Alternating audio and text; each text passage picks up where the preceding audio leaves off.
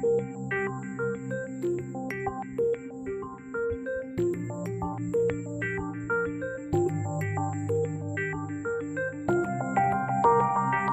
morning and welcome. Thank you for making it this morning. I hear that the dinner last night was amazing and went on till late into the night. So thank you for joining us today. So the first panel that we have today is titled "Why Are Artists?" Ask the question, why are artist-run spaces vital? And pushes us to think about cooperatives and creative system of local art scenes. And we have three very amazing panelists. And I feel really fortunate to be part of two very exciting panels at this forum. So thank you for this opportunity to publicly, in the sphere, engage with two crucial aspects of my practice. So the first one was as a museum professional, and second as a fellow practitioner and artist, part of a collective, Vala. And as that, I have also been deeply involved in formulating, thinking with practices of artist-run spaces in Delhi. And I think it is time to re-ask this question: why are artist-run spaces vital within the expanded ecology of the arts? And it matters to us a lot more at the moment, particularly in Delhi and the many art scenes of Delhi, which have been consistently fueled by the dynamism produced by artist-led initiatives and spaces, both formal and informal, all time-bound with a very specific form, role, and function, rising by the night and dying in weeks or days or even, maybe a year or a few months, but they keep brewing and popping up. But the incoherent speech, urgencies, and intimate zones, which are remain volatile, produced by such artist-led encounters and scenes, it still remains scattered and unarticulated, and do often get overpowered by the discourse of the large institutions like Kochi Muzras Biennale, which is unique for its for instituting artists as curators. But then I think through this panel, I would like to ask how to account for the informal and creative infrastructures and the networks and collaboration and the meta work which is facilitated and done by such initiatives that keep the scene pulsating in the everyday. So keeping this in mind, I put forth few abstract propositions and questions to the panelists, as well as for myself, and to add further to this question that this panel aims to address. And since all our three panelists have very layered and rich practices and are all associated with autonomous and self-charged platforms and have been part of institutions, or if we can call it extra artistic work, and their practices do blur the line between the artistic and curatorial in amazing ways, and I feel quite inspired by it too. First question that I ask is how artist-run spaces lay their claim to time, discourse, and property. And by property, I imply neighborhoods, community, or any other asset. I would like to think with the word asset and artist-run spaces. To think with the meeting, the essential, inevitable, and unavoidable meeting point at artist-run spaces. That they perform, and they facilitate as well. Here I would like to offer the metaphor of a self-pedaled car, a self-pedaled vehicle on a busy street. So I would read from this court proceeding of a case filed against a Canada-based artist, Michel de Bruyne's shared propulsion car, which we performed some years back in 2015 at Bauli Tareed, a community space that we had opened with a group of artists. So in part of the court proceedings, the vehicle is defined as The vehicle propelled by 4 bicycle pedals affixed to 2 separate drivetrains, each propelling the rear wheel of this vehicle.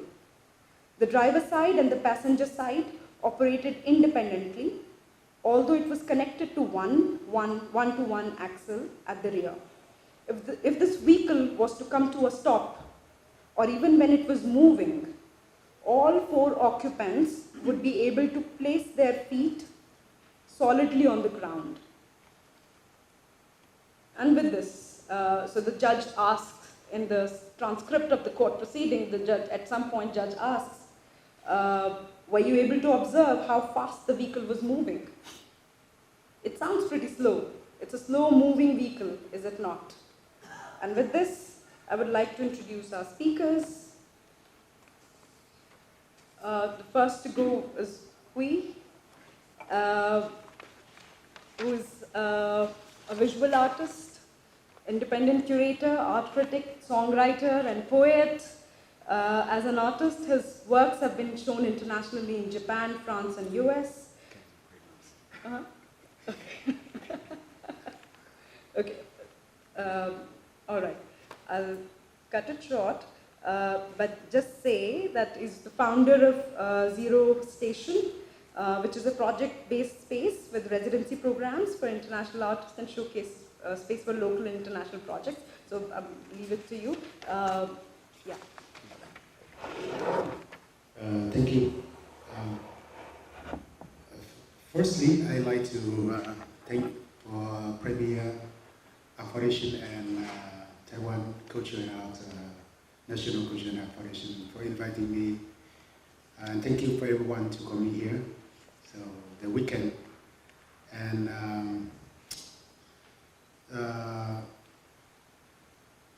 I'm from Zero Station, as you mentioned. Actually, Zero Station display we established in Vietnam from 2010. So far, it's now 9 years of surviving. And but today, I will not speak about Zero Station because I remember the last time of symposium in Dhaka. I also introduced my Zero Station.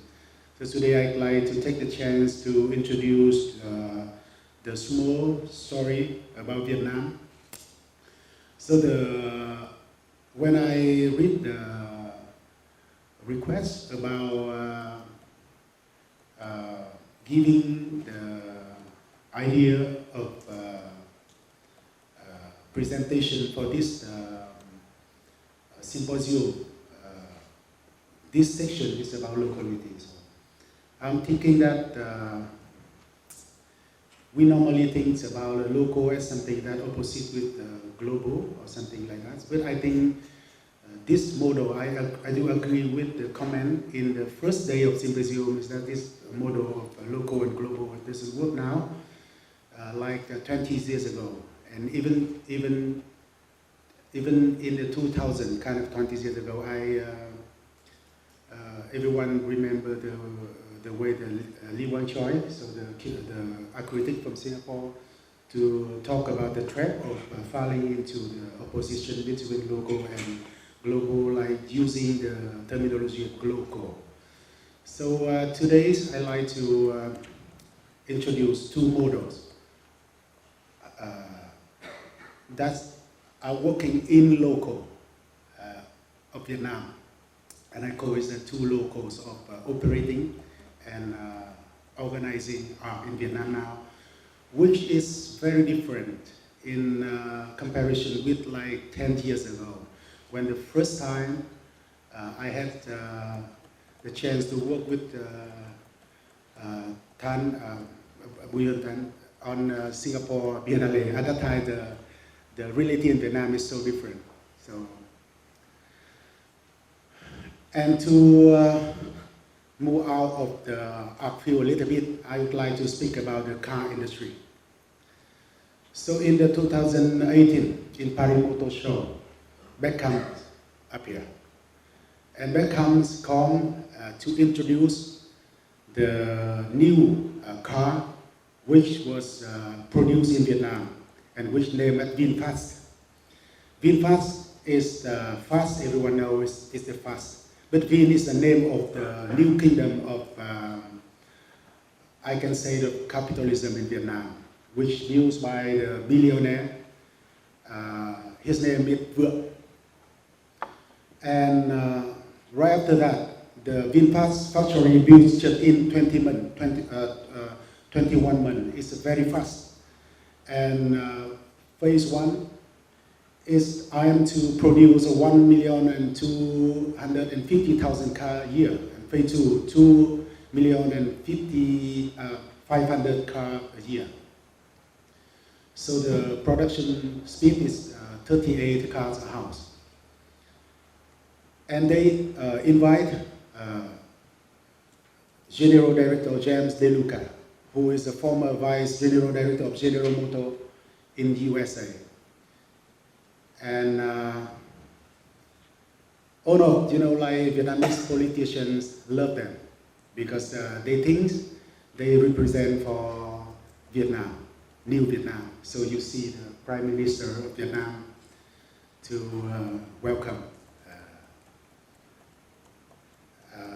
this VinFast. But actually, after they produce a car, many people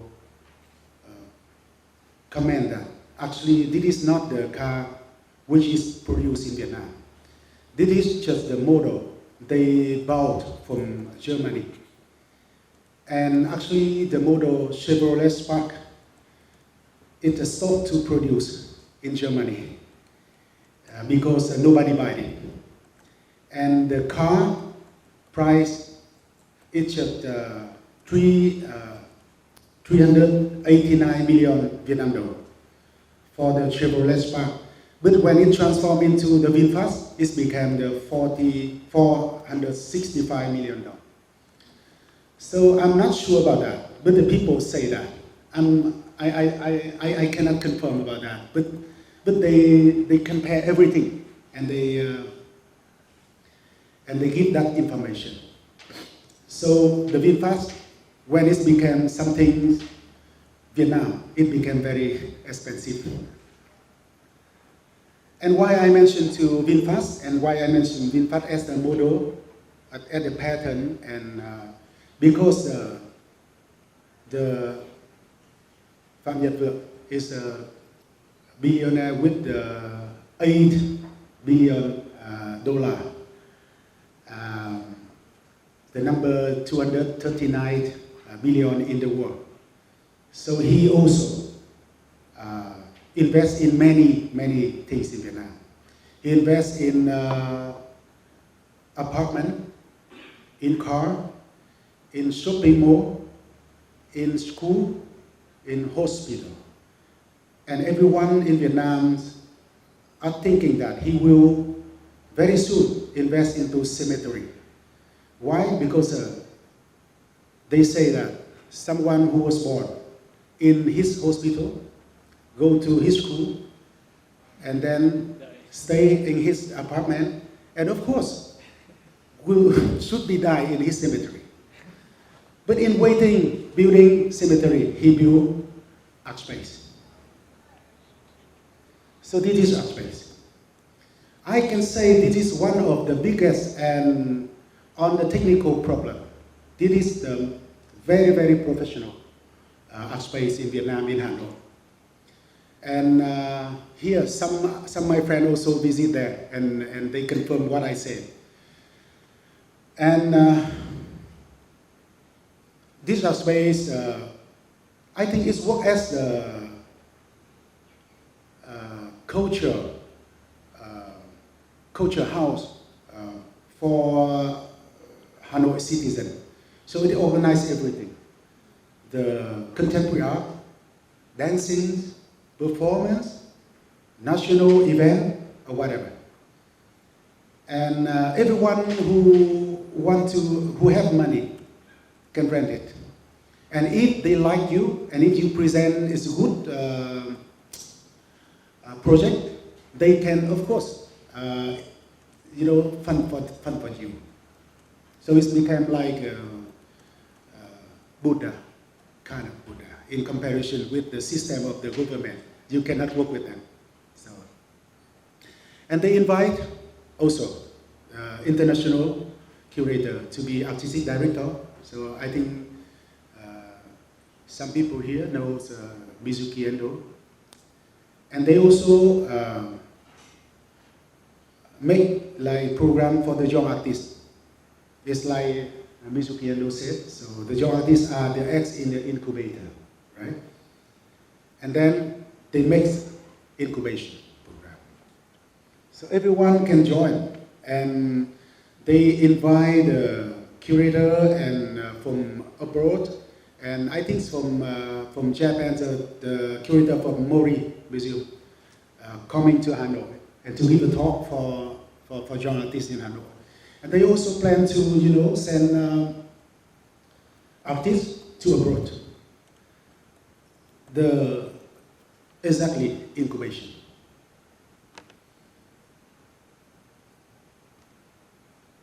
But actually their art space was built in the area that has many apartments.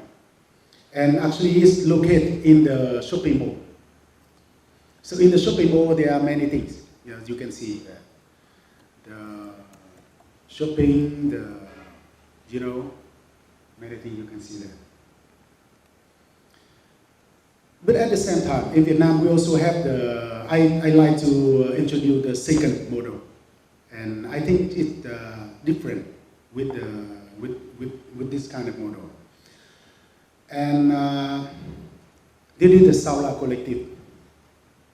So what defines Saula Collective is the 5 points that I think. The first is the institutional. The second is open. The third is the changeable. The fourth is the having no essence. And the five is the in between. So in short, actually, they don't try to make anything. They don't try to be anything. They just try to play. And actually, they also have the website. If you check the website, you can see a lot of work they are doing now.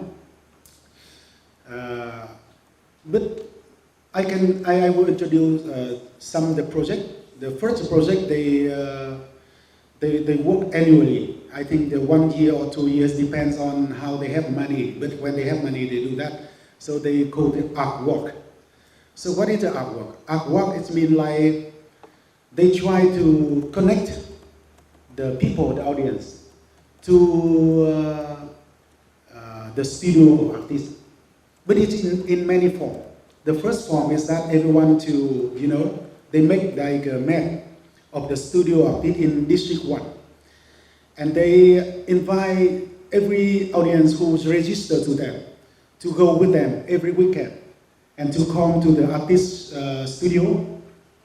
They also organize kind of the film festival that they work with Zero Station. So we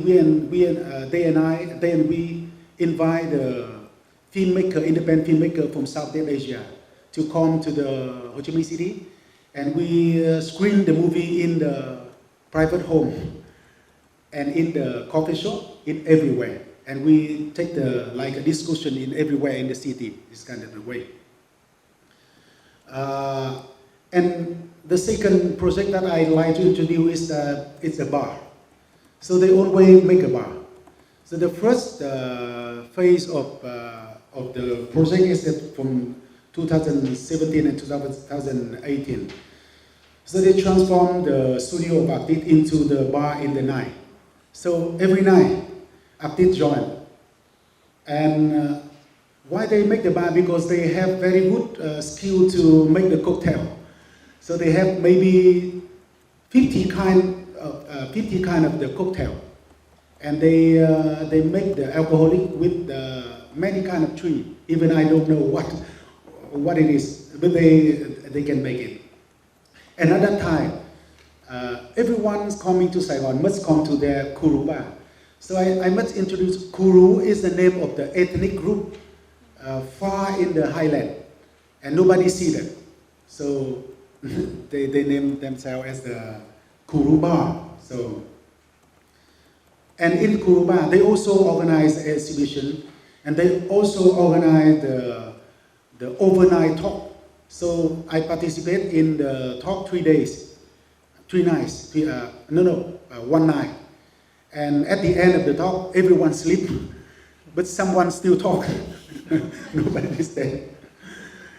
And but after 2007 and 2018, so the pressure on the city is very strong. And as you know, at that time in the Ho Chi Minh City, we have many space for art, many incubation program. And this is the first time in Vietnam we find to the situation that the quantity of the artists is lesser than the quantity of art space. So you can see the same artist in many art spaces. And you can see is every art space has an incubation. Every art space wants to produce artists, contemporary artists. And even the incubation program is on the same. So artists give a little money, and some like consultant, me also participate in 2 or 3, place for the like an advisor. And after 1 month, they have to produce something. And after that, I don't know. And then some artists and some curator from Saigon and from Hanoi plans, and I think this is maybe the movement. They try to move out from the city, and some people move to the Hue. Hue is the middle of Vietnam, the small city done in cooperation with the Hanoi and Saigon, and some people move to Dalat. So what is Dalat? So Dalat is the colonial town that's introduced in the 19th century by the French. And the French tried to make it like the Swiss in Indochina. Why? Because the weather in Dalat is wonderful. And there's no pollution, actually. Only human being, maybe, is pollution. And this is a very small town, and you can see the picture is very romantic. But the other thing is that it's very cheap there. So if you can have $5, you can stay 1 day. And $10 is a wonderful place for you to stay. And I used to, I am doing the project in Dalat now, and I rented 2 wonderful villas with the 500 meters square, just maybe $2,000 for 10 days, two villas. And it is the most expensive thing. So that's why I think the artists move there. But I think behind reason is that they have no, pressure there. They just try to be lazy. They just try to drink, just try to gather together. And they don't need to have incubation. And Kuruba, of course, move there. And when they go there, they also create, the new bar there. So you can see the architect. So it's quite easy in Dalat to build a camp, and you can live it in 1 or 2 years, no problem, because Dalat, we don't have the sunny, just, very cold weather. So that's why everything is like made for someone who lazy and who don't have money. And of course, you can see the bar is a many kind of the alcohol now. And the bars is open overnight. And nobody check you, no police check you. You can stay until the morning, no problem. As far as you don't kill someone.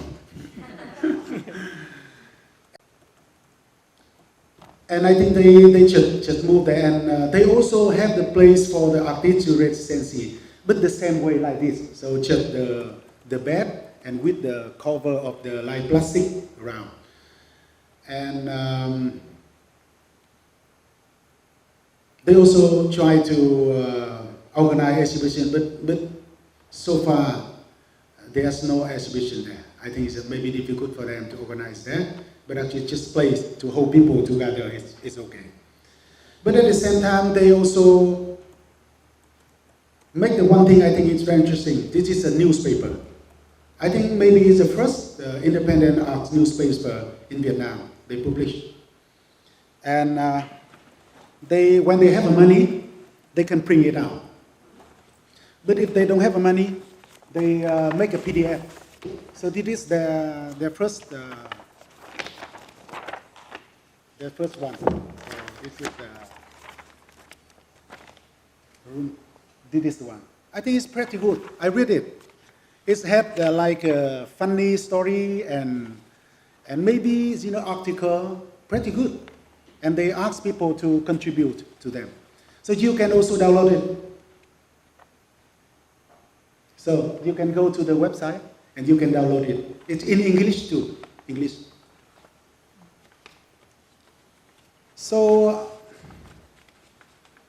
I like to introduce the two models of making and also of the visioning and thinking about art in Vietnam now, because I think the two models shape, at least I think in 5 years, the future of the way the artists and of the people in Vietnam thinking about art. Because this is not just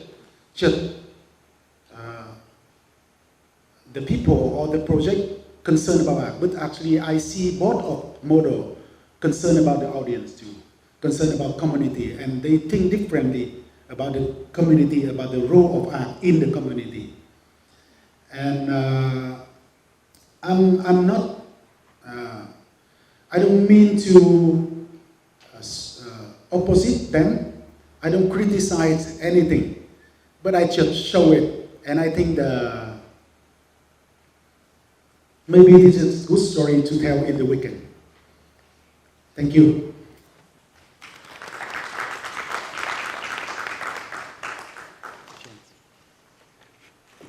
I'd like to invite Jagat, who many people must be familiar with, as an artist. Should I go there? Senior, yeah. Yes. Do you want to move here? I'm an artist. Yeah, okay. I can do this from here? Yeah, absolutely, absolutely. So, no, but I just wanted to say, there's a long bio, but before I read that out, I wanted to add that the number of institutions that he has been part of, and the departments and the areas that he has led in terms of archaeology and conservation and projects, numerous projects that he has led. I don't know what to kind of...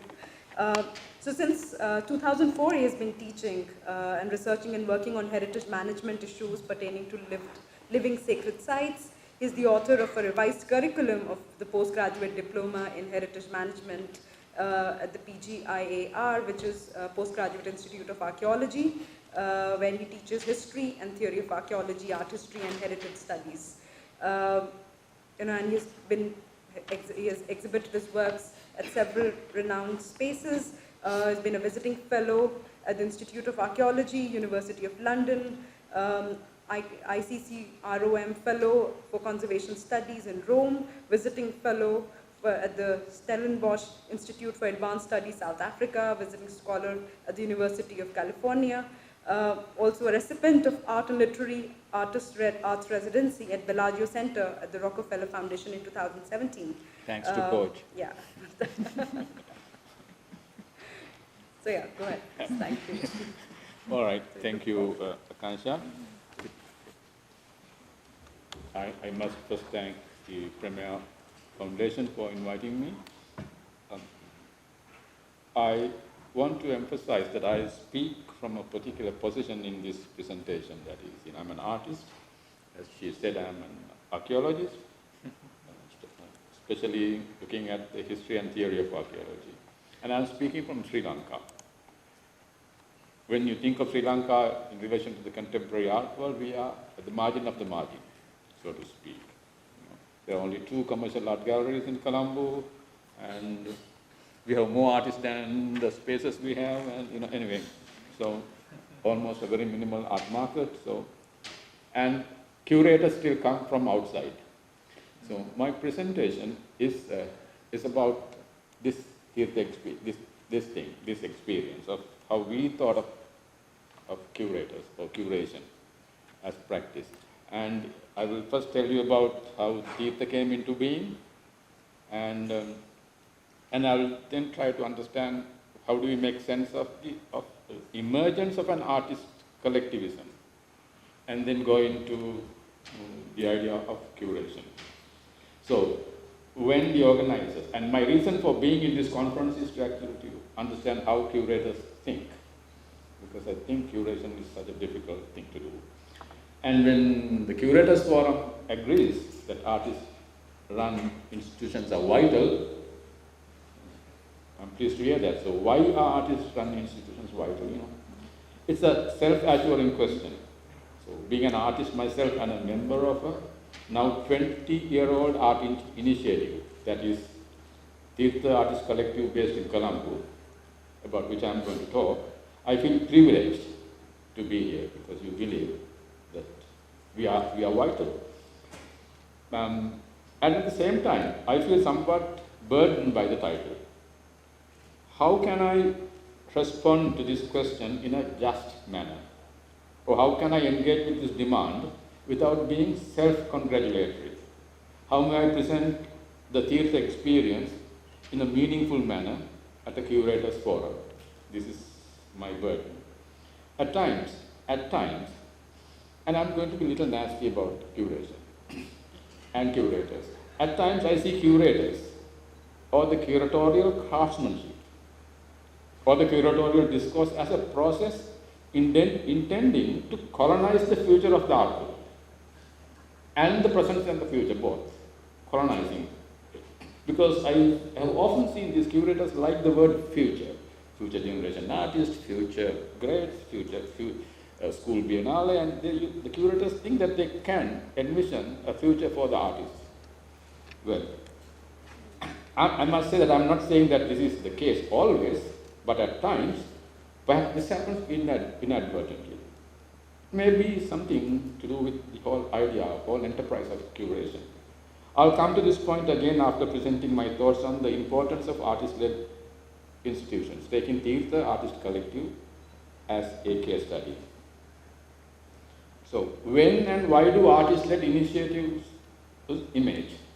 Why do artists get an impulse to buttress? And I use the word buttress consciously, buttress themselves in a group. Remember, I'm an archaeologist and I work in the World Heritage Site of Sigiriya.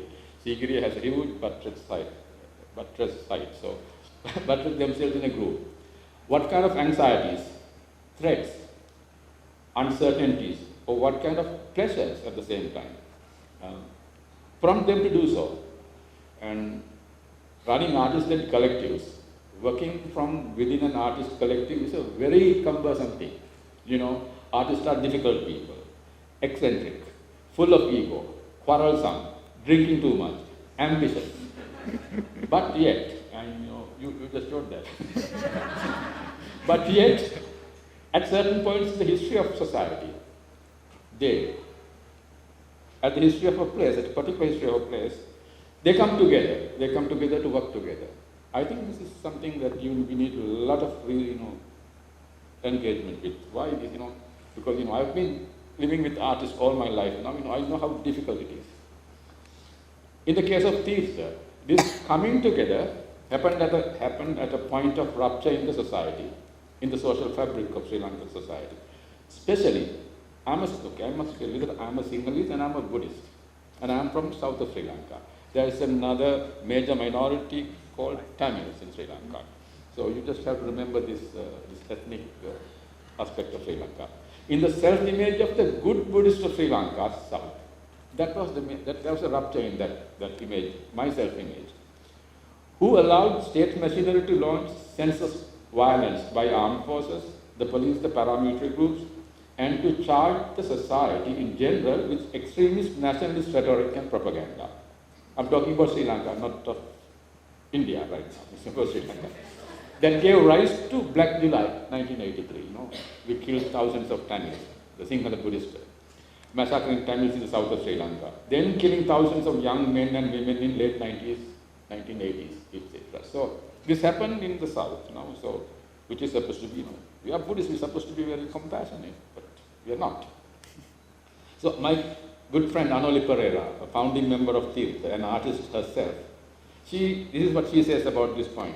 If there were a sense of stability and assurance of a new national identity for a few decades following independence in 1948, by the 1990s, it was disintegrating irrevocably. That is what was happening in Sri Lanka, and it is from this background that Tirtha comes. So Tirtha came into being in late 1990s as a collective of artists, and it officially came into being as an organization in 2000 in a backdrop of social political chaos, violence. And at the same time, this is the other paradoxical nature of this coming up. At the same time, in a backdrop of chimeric development of consumerism. That is when Sri Lanka was also opening itself to open economy. There was development, there was the pop culture coming back and everything. So Tirtha became a formally organized group, and I must say, how we became a formally organized group. This turning of Tirtha into a registered, officially formed group happened with the inspiration and the impetus and the push that came from Coach, especially from Pooja Sud. You guys met Pooja, amazing person. Those days, I used to say that Pooja was like the heavy monsoon rain flooding the South Asia. But paddy did grow. Tirtha happened, Brito happened, Vasal happened, Pooja was like this, huge monsoon rain, falling across South Asia. So we began to organize international artist workshops, exhibitions, art teacher training programs, community art, all these things, and we ended up coming in with this idea of the South Asian Network of Artists. I remember calling it was almost like an alternative government. Sri Lanka was going through this huge political crisis, and we were challenging the government about the war and all that. One strength we had was I knew if anything happened to me, there are at least so many people in South Asia, so many artists in the South Asian Artists Network who would write emails to the government, don't look up that guy, let him go. We had that strength, but we don't have it anymore. So that was the early 2000s. So my point is, my suggestion is, artist collectivism, they emerge from deep crisis in a society, from a ruptured social fabric. I would claim that such emergence is like an event happening in that ruptured situation itself. And I use the word event, I'm a half-baked philosophy, From Alan Badiv uses the word event, So it is with that sense I'm using the word event here. From the ruptured situation itself. And further, the emergence of artist collectivism is an incalculable one. An incalculable emergence. This is what is important here. It is incalculable. That emergence cannot be computed or enumerated. It happens.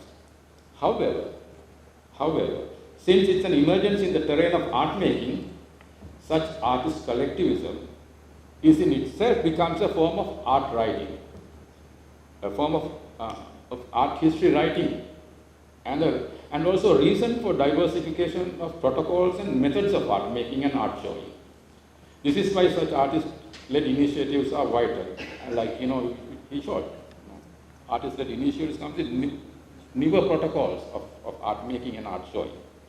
So when Tirtha came into being as a formally organized group in 2000, it also became the front runners of an artistic trend, which is now called the 90s trend. This movement in art, which is called 90s trend, is not a Tirtha thing. It was the narrative turn, as we all know, that happened in Sri Lanka and elsewhere. Sri Lanka not in the early 90s. Tirtha became a way, a manner, even a template for the writing of history of art and the history of society for Sri Lanka from within Sri Lanka since the last decade of the 20th century. The art became, Tirtha activities became not only writing about art, it's also writing about the society, history of the society. This is one reason that makes artist-led initiatives vital. They write art and its history in a particular way. It's a writing from within the source itself. You see, even though I said I'm not going to congratulate myself, I'm already done it so much. Sorry about that. It's writing from within the source itself. A writing that is embodied, performed, and also then brought into text. If we see artist-led initiatives as a form of art writing, a form of art history writing, it's quite possible that they are at odds with the curators and art writers, because that's what they also do. Artist-led initiatives, for some reason, for better or worse, seem to maintain an opinion that we are more groomed for interpretation management of the art that ensued from the artistic collectivism. We think we have the authority for interpretation management of our art. Fair enough, no? Why should anyway? I'm not saying that this is a healthy situation. I'm not saying that it's a healthy situation, but this is a condition that needs to be reckoned with. You cannot bypass that. You know, forming of an artist collective is it's a difficult thing, it's a challenging thing. And then you come and try to interpret our activities, we think we are more groomed for interpretation management of our lives than curators. This kind of attitude. I'm not saying that it's good, but that's a condition that we will have to reckon with. And I would like to place this aspect of artist collectivism with or against a particular form that curation can take. This is something that we felt in the late 90s and early 2000s. And as we saw during the past couple of days, there are a multitude of ways to curate exhibitions. So many ways, so many interesting ways.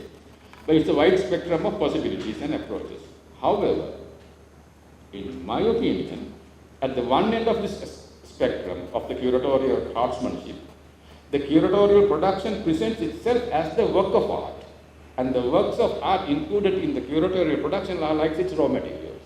So say that again. And I become your raw material for your curatorial production, and the curator is the artist.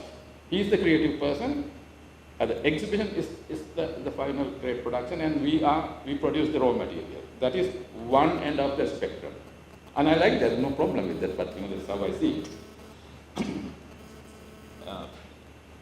The curatorial production presents itself as the work of art, and the works of art included in the curatorial production are like its raw materials.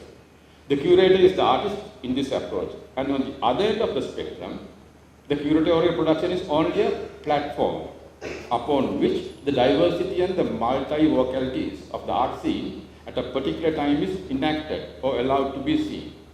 Here the curator is the facilitator and a documenter of a dynamic and chaotic situation. As an artist, I have no problem with these two extremes, Well, that is what it is. But there's a trap here, but there's a problem here. Both these two possibilities, two extremes, have an embedded problem in it. In the first scenario, the curator can act like an anthropologist of the 19th century who imposes an external teleology on the natives to make sense of their cultural behaviors. That's the problem. Sometimes we have seen our curators coming from the West, not just West, from wealthy institutions, acting like anthropologists of the 19th century. They have a method of some theory of multiculturalism or whatever, and they seek it, and I dissent that. We have been fighting with curators who have that attitude. And on the other scenario, the curator may act like a nice provider for the artist with a huge patronizing attitude. The curator is the provider. We make your name, we give you an opportunity to exhibit, and you do whatever you like, and he's a nice provider. In my experience, most curators that came from the wealthy art institutions fit into the former model early on. I saw them as the new breed and form of anthropologists. And because I teach history of archaeology, I look at anthropology and archaeology as this colonial disciplines that is really problematic. Archaeology is a major problematic problem in Sri Lanka, and you would always use archaeological argument to displace minorities, attack minorities. It's so nationalist. So anthropology and archaeology are really seriously problematic disciplines in the way we practice it. In the way we practice it in popular terms, not when you are doing it seriously. So, it was the artist collectivism that could resist and negotiate with these slants in curatorial approaches, not individual artists. So, artist collectivism, collective groups could negotiate with these slants in curatorial approaches. The approaches tainted with colonialist, they are not colonial, they are colonialist attitudes. Said differently, artist collectivism brought the embedded power struggle in curatorial interventions to the forefront and demanded a dialogue with artists, demanded that curators to take a deeper engagement with the dynamics at the ground level of production of art, rather than coming with your teleological approach, bringing your... Now I would like, I'm coming to the end of my talk, but now I'd like to make a comment or the work on how Anita Dubé presented her anxieties of curation. The way she dealt with the action of doing curation day before yesterday in this forum, which I was inspired by that. It touched me. As for me, she posed a really difficult question, and that was, what can curators really do when they do curation? They can act like an obscurant master, or an open facilitator, or a showman that shows curious and interesting things, or all of these. There are three positions. She didn't. These are my interpretation of what she said. What can curators actually do when they do this thing called curation? You can be, sometimes curators are very obscure. We don't understand the language they use. It's high theory, but most artists don't get it and they don't care. You can be an obscurant master, or an open facilitator, or a showman. That shows. Her self-questioning presentation directed my attention to the fact that however much a curator would like to be critical of the institutional norms of artwork and the exhibition, a curator will have to function practically, institutionally, and bureaucratically along a process of inclusion and exclusion, and eventually reasserting the orthodox of distinction between curator and artist, between who makes value judgments and who produces, and finally, who is subject to assessment through the power of the institution, or through the power of the bourgeois cultural elitism. This is what, I'm not critiquing curatorship, this is what I, this is what I got when I say, this is what she's actually trying to say, how do we get out of this? I have no answers, I know good curators are very aware of this I shall say, this crisis, in the end, but gets reasserted is the power of the institution. I know good curators are very aware of this, shall I say, crisis, and at times this crisis is treated as a ritual. That's where the problem becomes. We keep repeating, in spite of its problematic nature, we keep the ritual of the problem, of the crisis. One way to engage with this in a critical manner is taking the institution of art collectivism or artist-led institutions as a form of curation and discern what it really means and how it works or doesn't work, its achievements and failures, and revisit the fundamental questions that lie in any attempt at showing art from within a curatorial discourse. When I was putting this thought, what came to my mind is the Ruang Rupa and the Kunci. I think, those artist groups in Indonesia, they are not because they are my friends, they are great, and Ruang Rupa being selected to be the curators for Documenta. What does that really mean? I thought, when I was putting this idea,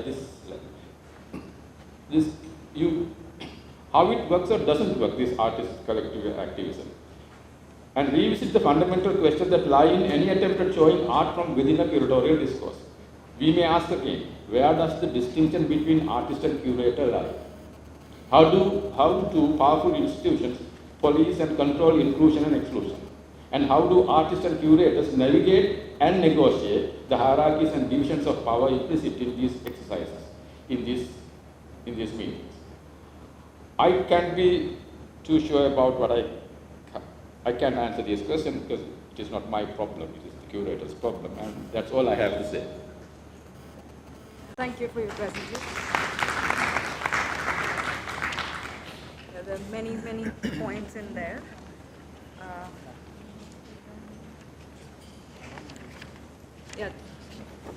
Maybe a lot of entry points. A lot of entry points and common ground that I think we have probably, I mean, as maybe in the discussion session we can address these points. You have your own viewpoint. I think I would, huh? Switch Yeah, on. okay. Yeah, let's go ahead with the third presentation. Okay, so we have Pon Pillai and Jiraj Desh presenting their collective collaborative platform or artist collective or duo Jian Din, which is a collaborative interdisciplinary artists and curators team since 2002, and they live and work in Thailand. For almost a decade, they have been developing work and that approached with artistic research, fieldwork, genealogically layered with references to multiple sources and evidence, forms and matters upon a wide range of disciplines and mediums, achieved through collaboration and social engagement. They've been interested in creating space or platform or situation to analyze relationship between man and society in relation to context and history of the place and space. They've been awarded with several fellowship grants and have participated in several biennales in Thailand, in Taiwan,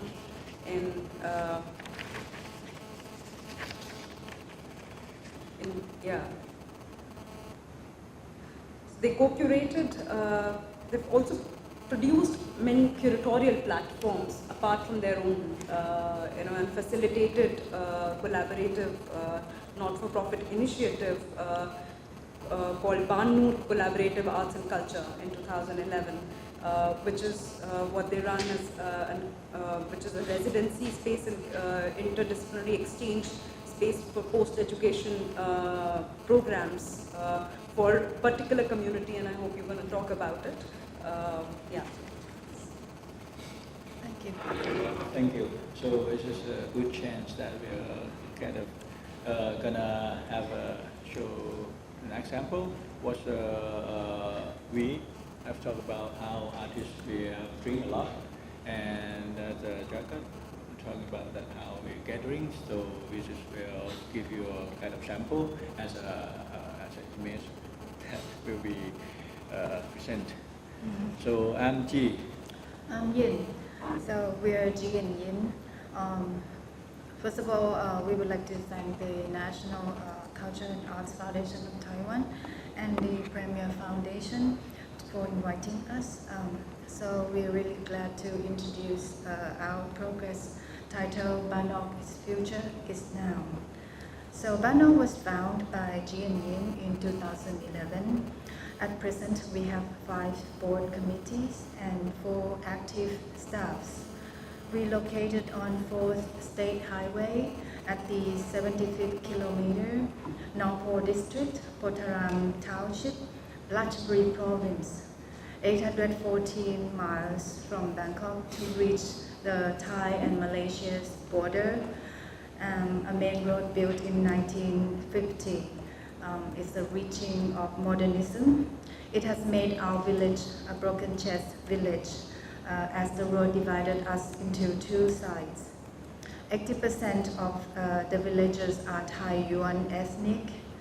In 1780, Nongpo's ancestor was forced by the King Rama I, the first kingdom of Bangkok, to evacuate and finally resettle in the middle of the country and scatter to many provinces.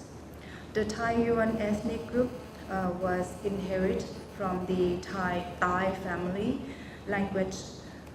Part of the Somia's ethnic language root include the Thai Ahom group in India and Yunnan's Zhuang ethnic group. Ji's mother also speaks Thai Yuan, which he cannot understand. Nongpo village, located in one of the oldest historical civilizations. The 2 triangles here shows the center of the Thawaravadi territory and the geopolitics of the site. We spent 2 hours to go to Bangkok or to the border of Myanmar, toward the Tanao Shri's mountain range, and or to the Thai Gulf. Dwaravadi, the old civilization that Thai state does not accept to define as Thai. A historical evidence at the site, a gold coin with the Sanskrit and Pallava words, means that which has gates, or toward the new world. These carved male and female statues show the costumes, ornaments, and musical instruments, and the Dwaravadi's lifestyle of past and present. Our site has canals that connect River Maglong 3.5 miles further in the west. A basin consists of common culture of multi-ethnicities, beliefs, and religions. For customs and richness of language until today, Ban Nor, named after its geographical location. Ban means home or village. Nor is outside or front. In this case, it is a front village. On the other hand, it is double. It has the double meaning. It also means countryside, rural area, or outsider, not a capital. Everyone who lives outside capital of Bangkok are Ban Noks. Nong Po consists of 10 villages, 2,000 families, about 4,000 population. So we consist of two divisions, NPKD and OFF-Lab, that weave all the programs run through different roles and facilities, such as the Curatorial program, Khmer Lab, Artist in Residency, and Internship program. So this is the diagram of all working categories. Our space divided into two parts, a studio within a green environment, 6,500 square meters, and the Khmer Lab that supports the education, community development, residency program. It's like a collaborative and cross-disciplinary space. Now I would like to introduce the NPKD division that initiated since 2011. NPKD aims to develop an off-school education program in community. The first project in 2011, it operates an unlimited art workshop program, Children's Short Films Festival, and it's a collaboration with local children. The Children's Short Films Festival in 2011 then becomes Children's Animation Short Films in 2013. So at the end of the 2011, Thailand had a severe flooding. Many people moved from Bangkok to camp at Nong Po Temple. NPKD then screened 5 children's experimental films under the topic Courage and Kind Heart to the Flood-Affected People. In 2012, NPKD was invited to conduct an animation workshop for children in Taipei, and followed by the Orchid Island in Taiwan, achieved with a result of 30-minute short film that include collaborative composition with 6 to 12-year-old Thao ethnic children. In 2014, NPKD organized the second Children's Short Films Festival. So there were inside and outside village participants, aged between 7 to 12. So there were 29 animations as a result. So it received very much attention from the villagers and others. So we worked through play and learn strategy. It was a collaboration between children, community, and international guests. As is a site-specific development, children's narratives combining media, technology, and modern and motion pictures. So here's the sample, one of the samples.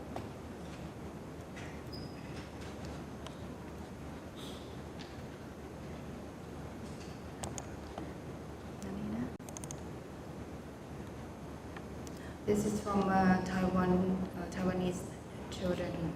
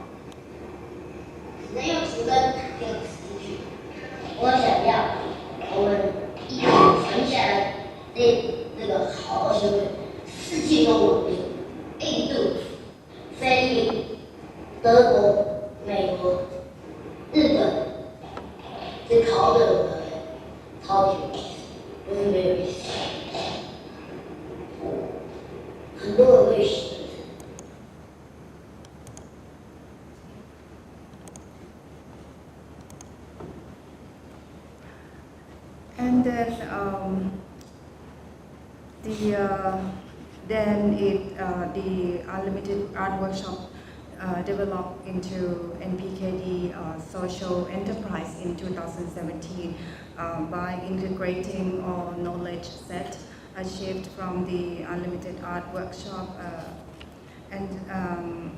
so it is to develop a plan. It's a social enterprise plan for the recession of the raw milk that affect the community. 70% of our villagers are dairy farmers, a routine work without break. The milk cow was introduced 50 years ago by the Thai government's modernization development plan. It has changed this small village forever. G's father was a government officer sent to work in the site where he married his mother. Nowadays, these dairy farms face market competition and their lack of technology and nutrition knowledge. Buying materials from remote places increased their production costs. Many small farms finally closed. Current raw milk price is 50 cents to 66 cents per liter. The NPKD social enterprise can produce 40 bar soaps from 1 liter of milk. So NPKD children learn to be milk soap maker, and they learn how to teach and share the knowledge to villagers. Meanwhile, they create animate character and produce short film to promote their product. So this will be one of the sample.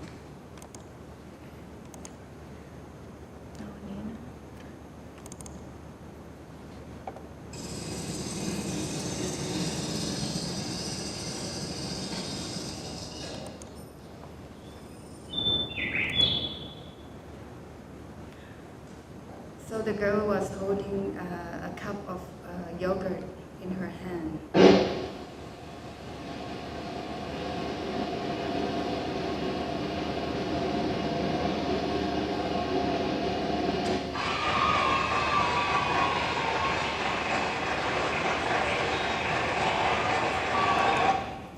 So that was like to, first of all, to inspire the village. And then,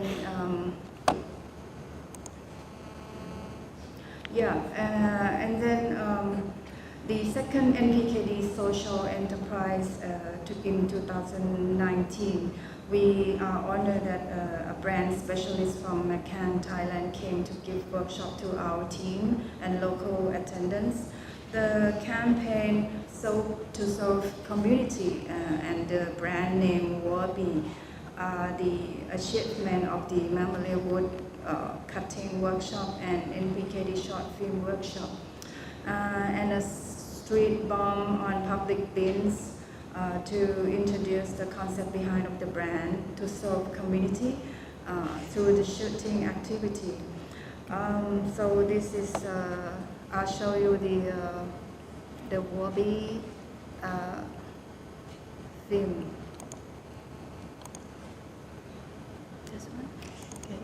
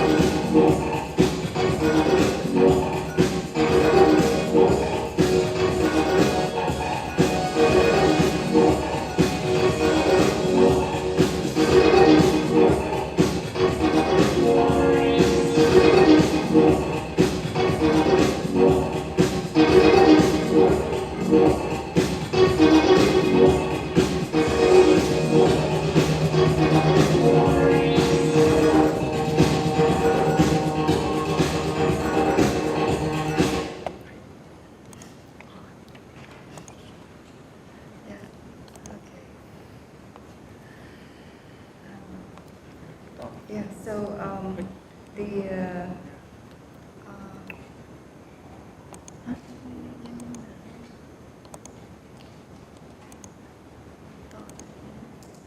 this one? Oh, this one.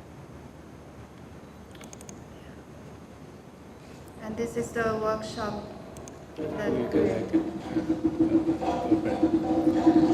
create the brand identity.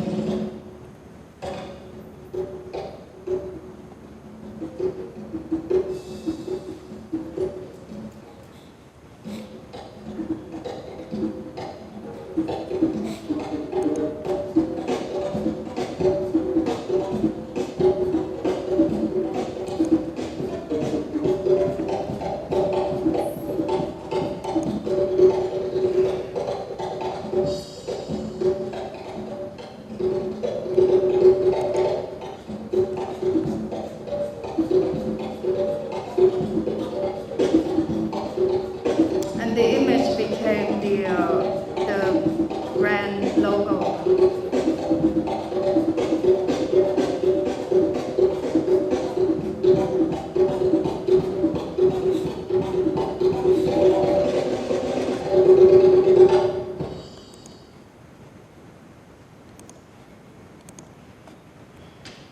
So the design was made with environmental concern. And yeah. So the next is the off-lab program. It was initiated from the concept of multicultural community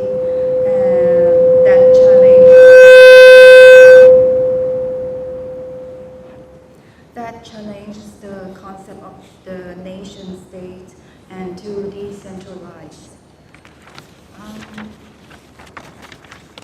We create a platform by inviting outside people to the site to conduct research and development for projects through collaboration with community members,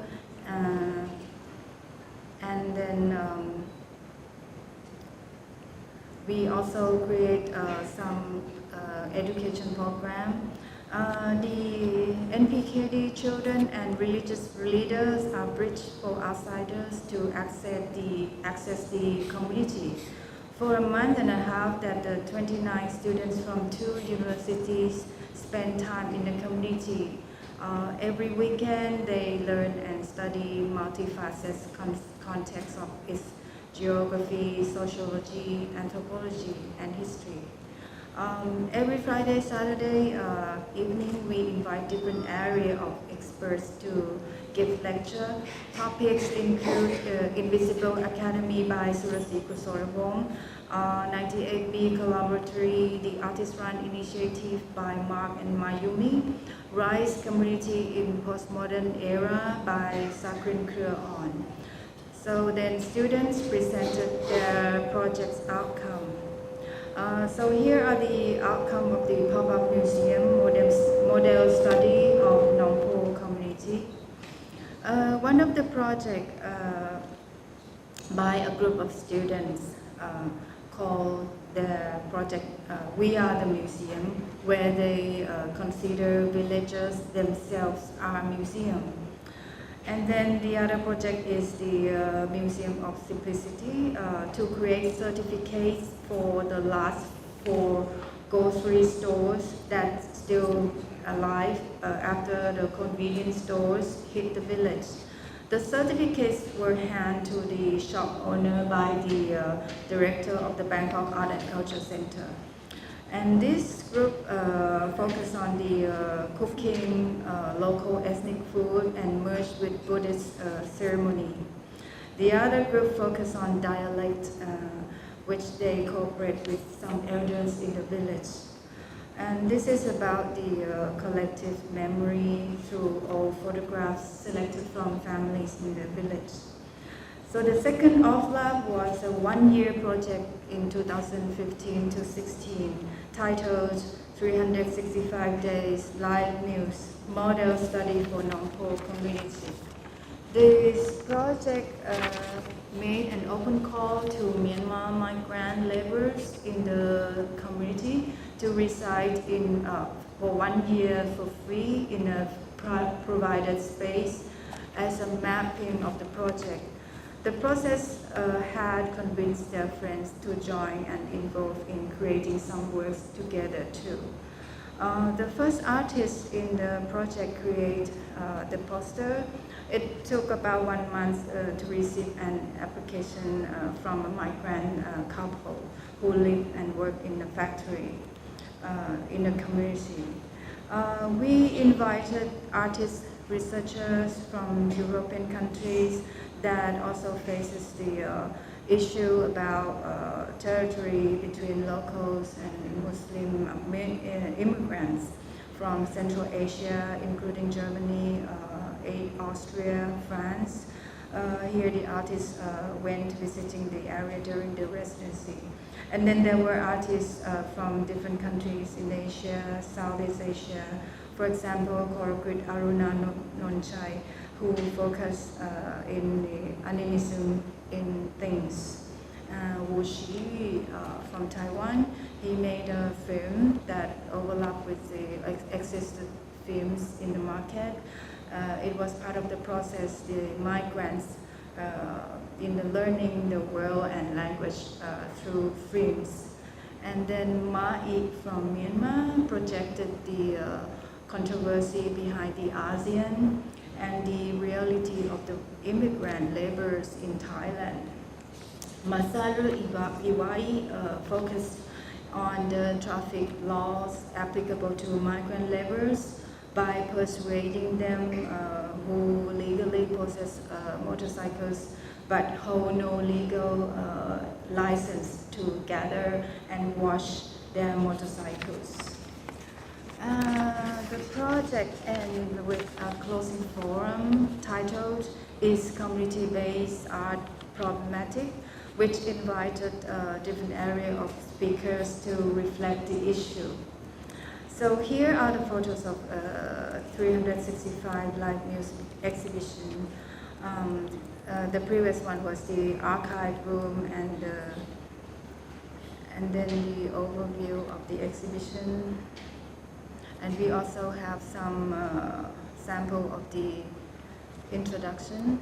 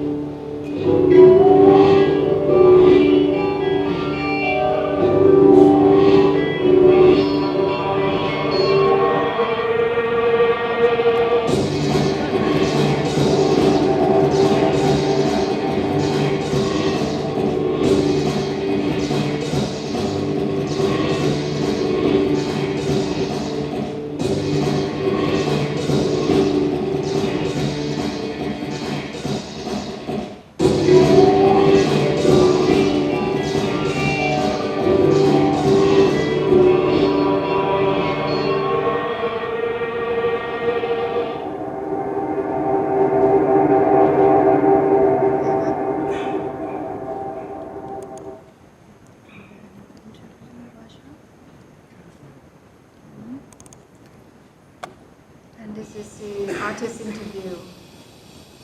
Interest lies in, this question of home and what it means. Where do you feel at home? What constitutes as home? And I think in this project, that's kind of one of the things which, for me, is quite a strong point.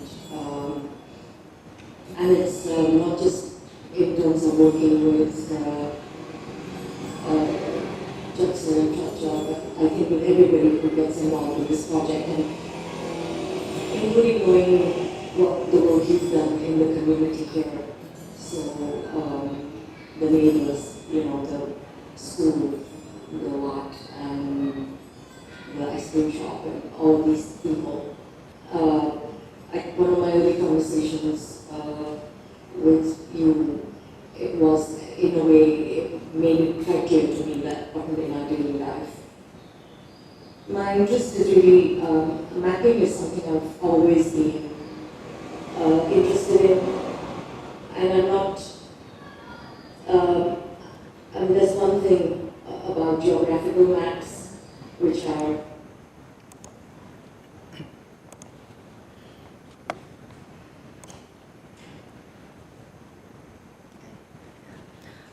and then the third offline in 2018, titled Local Agents. The project curated various local agents, such as Plastic Killer project by Alfred Banzi and Christine Fork, that collaborate with NPKD children. It's a collaboration between temple and monks that conduct requiem ceremony that give merit to passed away person. In this case, it was for plastic waste. And then, so this is the ceremony and the plastic waste stupa that they made. Local agents project studied Antonio Gramsci's theory to apply the cultural Marxism, challenging monopoly market with an idea of building local agents. This is Large-Bree Movement Orchestra project by artists Brian Chen, and violinist from Taiwan, and Jandiwangi Art Factory, Indonesia, and Nongpo Vidya School Music Band. It was a result of 3-week workshops to make clay ocarina, practicing beads, adapt from local potteries, which is the context of the province that also produce clay, and form into a participatory orchestra for the opening. And also WAP Labs from Indonesia that create electronic DIY workshop to create soil moistness warning kit for growing plants. The project organized at a flea market in the village. Stations of the local agents include demonstrating knowledge about self-ferment beer, handmade books, milk, soap, and etc. The next one, I would like to introduce our curatorial role of Banok.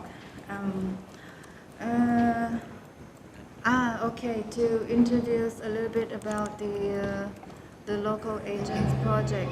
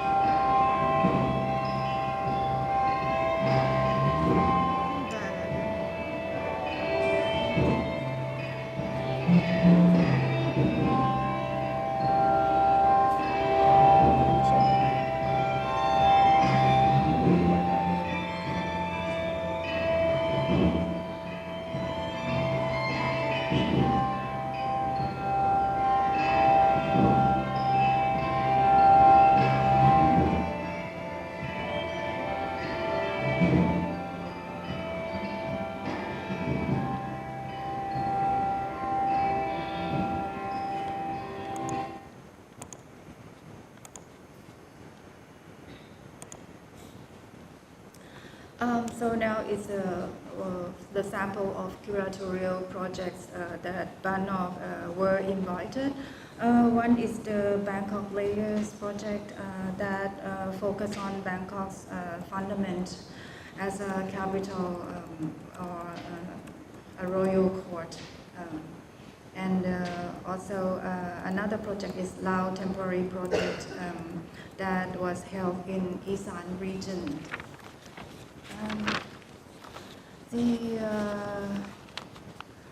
The Bangkok Layers project, we research sediment of the archaeological studies of Bangkok that backward to 1688 from evidence of the founding of Bangkok's fort on the new land east of Chao Phraya River's bank, which used to be a mud sea. The research methodology focus on the sediment layers that have been deposited for a long period through Yi Fu Tuan's aspect of topography and Foucault's genealogy. One aspect of the layer was the King Narai the Great's diplomatic relations with the reign of King Louis XIV, which had 4 times meeting. And also the King Narai's knowledge of astronomy that created the event of watching 2 lunar eclipses with telescope, and also introduced the technology import, military engineering, and the Vauban fortification that was controlled by the Bangkok's governor at that time, Chevalier de Phoc-Bang. His memo considered important. One, as a record without diplomatic statement, and second, in addition to the well fortification process that he introduced, his note also gives a peculiar picture of Bangkok and nearby area. The Vauban was used only twice. Once, a place where the Battle of the Makassan rebels occurred. Another was a coup to overthrow the King Narai.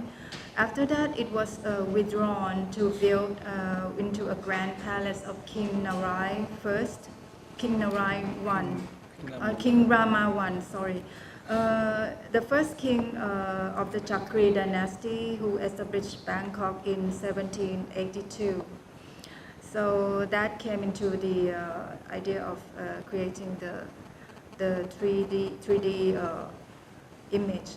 The artists in the project point many interesting issues such as the usurpation of power within the Siamese court at that time. However, memo of Phoc-Bang never had a Thai official translation or published as it was banned for a long time.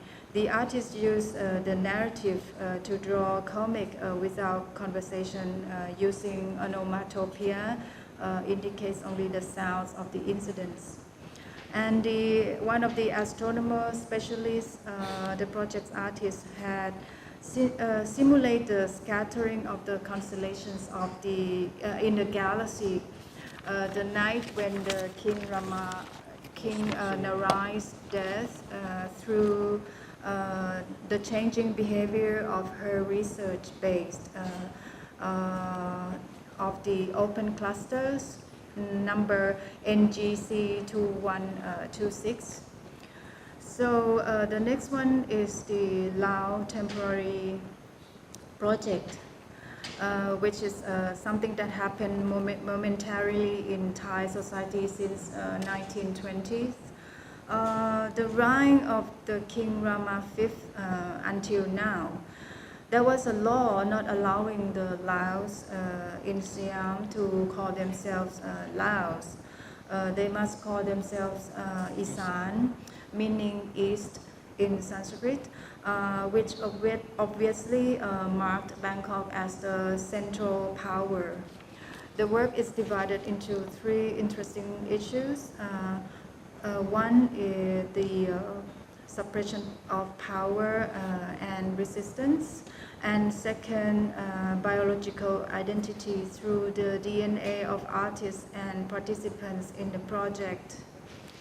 And third, the belief in ghosts, protection of local resource or shamanism, or the spirits who oppose state power.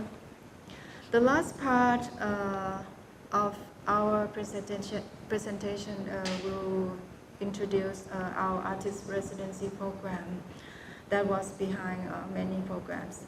One sample was an artist residency sub-project.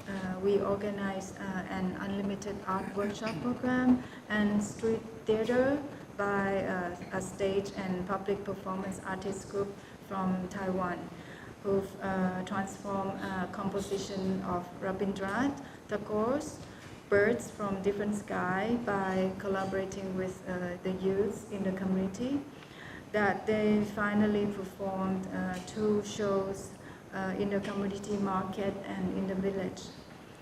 So here we also learned that having artists with children to join the residency is also another interesting way.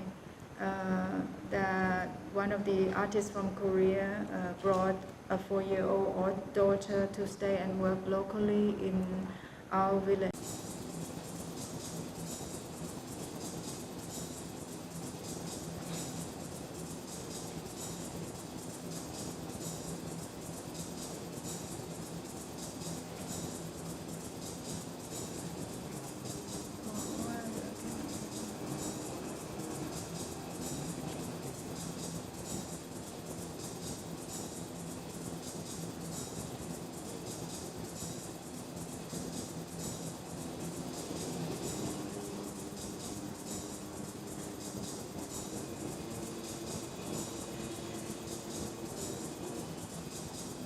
So it was a crossword meeting workshop. Do like crossword making meeting.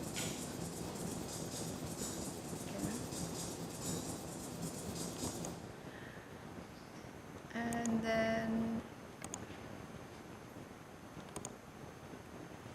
here are the escort trips that we provide during the Artists in Residence program. Yeah, we have several museums and culture center nearby.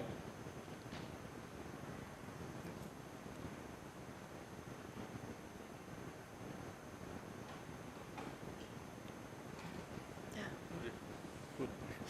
So yeah, we thought like if every moment was close, as an artist, now we can practice, and we would like to do something by our own, by our hand. That's interesting. Well, anyway, so we have an open call now. Please come to our website and apply now. Thank you. Thank you. This is the last thing. If you have no more discourse, can we still continue like this? Yeah. Yeah. Thank you for your articulation of your anxieties, comforts, and pressures, as well as ways of writing into the source, or expanding the source, if it can be called a source at all, through artist-led spaces, or what these three presentations did. Okay. Yeah, audible now? yeah, what, at least for me, what these three presentations definitely did was not just got stuck in binaries. No, sorry. Very little space here. So you There's can a, put here. excuse me, Better. there's a mic behind More you. space. You're sitting on a mic. Okay. There's a mic. There we go. Okay. My notes. Yeah. Okay. So what it definitely did for me was move out of the binary, but while presenting and holding on to a thread of resistance and resignation. Jagat had, in our brief conversation just right before the panel started, had unsettled me with his remark of saying how he has entered many institutions and also resigned and continues to do so. So that artistic luxury of moving in and out and creating a kind of a space. And I'm quite amazed by the fact that how some of the questions that each one of your presentations raised also got answered within this, like what Jagat's suspicion of the curatorial or the control of the curatorial gets very amazingly answered or responded reflectively through Chandan's practice. So I have one question each to you. Firstly to Jagat. I think your presentation needs a footnote and a big one, which could be a major note also. So as you talked about Tirtha, I couldn't help wonder about, it was years ago and it still continues. And you've moved out of it also. But there must be many, many more spaces or practices like that run by smaller, but you do not mention those, or you do not, if you could elaborate on those as well, because that's where, the quality of the impulse, the nature of the impulses, then the question of the outside or the outsider curator or anthropologist curator coming in, what is the articulation happening from within? Are we looking keenly enough? Is it okay to say there is nothing in Sri Lanka? No institutions. Then my question to would be about the tensions between the two locals. Are there any points of tensions or reflection that you can probably elaborate upon between the Kuruba and this museum space in a mall, etc., that you talk about? And I couldn't help wondering, with this large, extraordinary life cycle of Banur that you showcased, that you presented today, couldn't help wondering about the everyday of Banur. If you could talk a bit about that.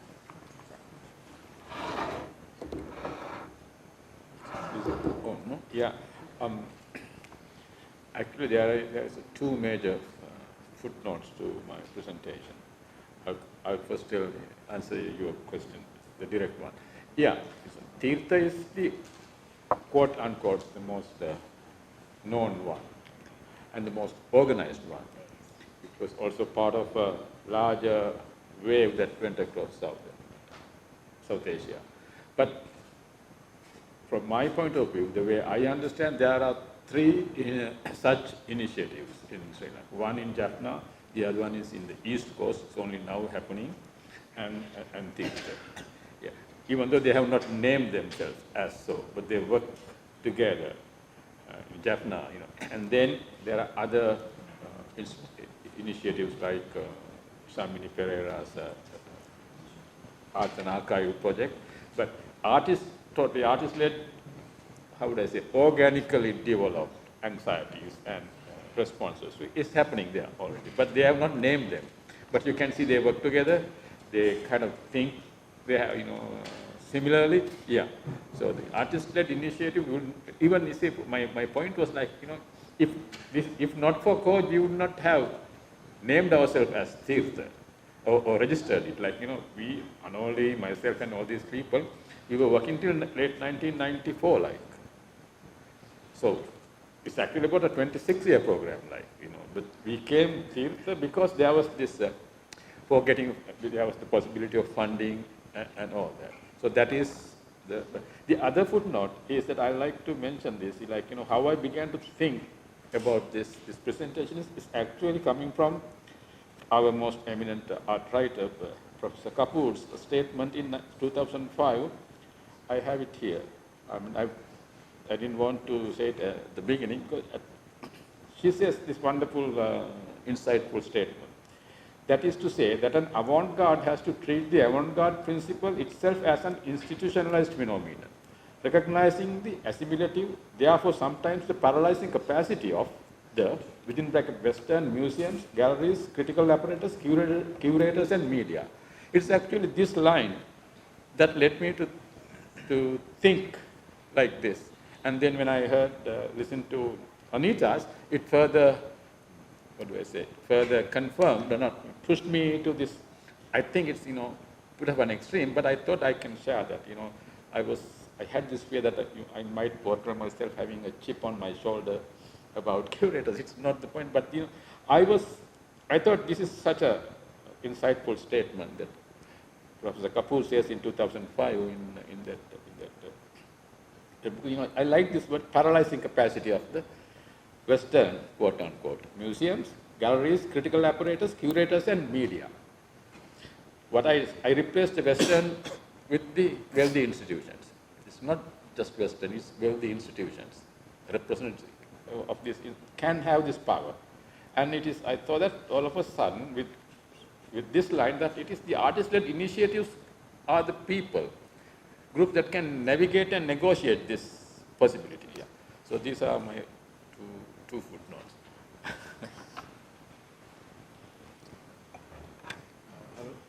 Hello. Actually, I think the two models of working, organizing, or maybe curating as dialogue.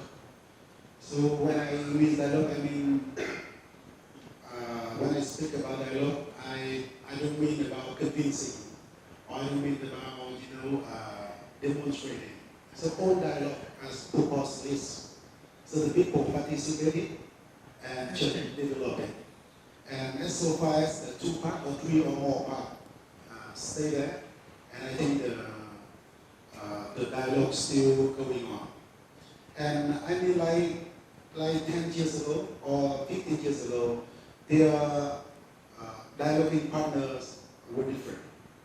So maybe we still have artists, we still have kind of the artists like Saula, with the dialogue at that time, maybe with the government, with, and maybe the meanings of dialogue at that time, maybe the ideological one. So I think now maybe the BCCA is a new partner of dialogue. At this moment, we can easily to capture it as some model like some Maureen Museum or somewhere in the world. But I think it's still not really, correct, because the situation of Vietnam, I think is different, because we are living in somehow very difficult to define at this moment the framework of politics and social society. And if we say there is socialist or communist or capitalist, I don't know. Maybe it's mixed everything. So it's very difficult to define about the nature of the kind of the BCCA's partner of dialogue at the moment. But I can see the different voice, the different direction of the athletes to partner of dialogue is a kind of Saula and BCCA, VPAS model. So I see it as a dialogue, and as an observer. At the same time, the part of the dialogue, I also would like to see it. And for me, I think the artist doesn't need to follow or to forget anything in this situation. Maybe what they need to be wise. I mean, I kind of relate with what you presented because my own practice kind of gets situated between the two, you know, and the pulls and the pushes of the two makes I mean, at least for myself, gives rise to newer questions. So coming from the ground of practice. So basically, for Ban Nok, we do no work. So it's kind of like observation note. So we leave Bangkok 15 years ago. So basically, because it is quite interesting that how we can survive if we are not working in Bangkok. So the mainstream educations of Thailand, so they bring child away from their mother. So which means if you are a good student, you will be gone forever. So we would like to question about our education system, that if we are not living in Bangkok, how we can do our job, how we can survive. So within 15 years, we prove ourselves that we do no work, and we have so many projects that we work with our people, with our village. That is a many pity thing that I didn't told on the presentation, that even I cannot understand what my mother talked about when she talked to my relative. Because the Thai education within the modern era, they push everyone to be Thai, and everyone have to speak Thai in the middle language. So we lost our dialects and we lost so many things. So now what we are doing, even we do so many projects within many years, but we are aware that we don't want to change them. We draw them attention to our projects, and we learn each other. We try to do a kind of two-way dialogue. So what they said and what they are, we try to understand our backgrounds, and then that's why our presentation is on the note of Ban Nok is the future is now. So we know ourselves as well, and we can do today's as we can, and the future is already here now.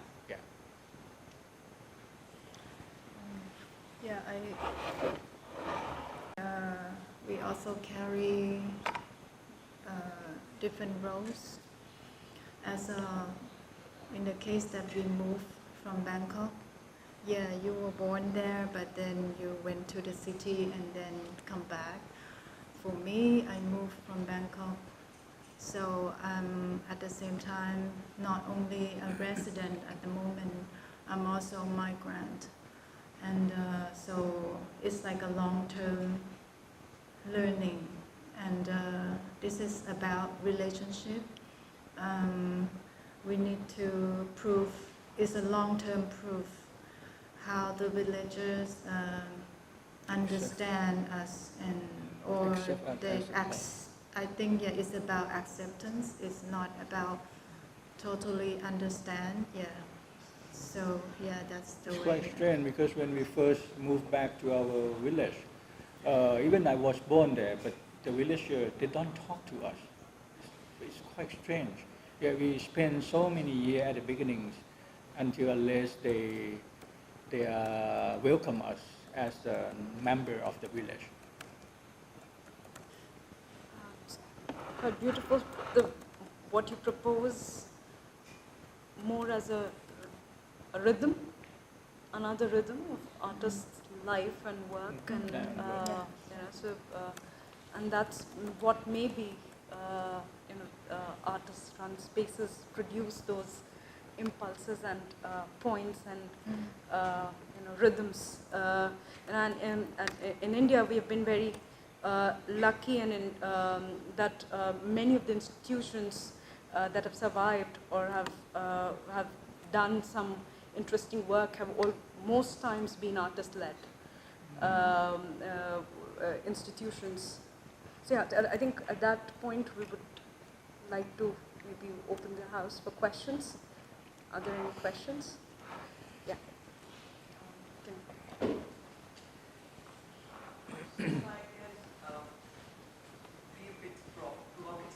My question is applicable to and elsewhere in practice. There seems to be some kind of disjunction between art practice, which is very cutting edge, whether it's kind of based on model NGO or art practice based. But when it comes to like theoretical intervention, there's a problem which I think we share in this part of the world. We tend to fall back upon known discourse. And I'm very happy that Jagat did draw attention to Gilbert's Gita's ideas. You found it useful from your location, and Anita Dubey's, which is, I think, one of the goals of such a conference is how to be each other's reference points. But even within that, there's some limitation. As if we're still caught up in the space of post-colonial critique. I'm wondering whether there's a way in which another kind of dialogue is possible, which can actually create conditions for new discourse to emerge. It's a struggle over here. One is constantly grappling with it. It's easier to point it out than to practice it that way. But I just want response from the practice. Arul, I would respond to that with the last line that they had. If every MoMA is closed, can we still continue practice? I think that's such a loaded question. In whatever how do we respond to that? How do we respond to this question? Determines our way of thinking about art or being an artist. But you see, there will always be a distinction between the power of the institution and the individual artist. I don't think that is there. But I know, what I felt what they are doing, and what we are. I didn't show what we are doing in Sri Lanka, but what we saw. I mean, these are not that you can put them into museums or to, I don't know.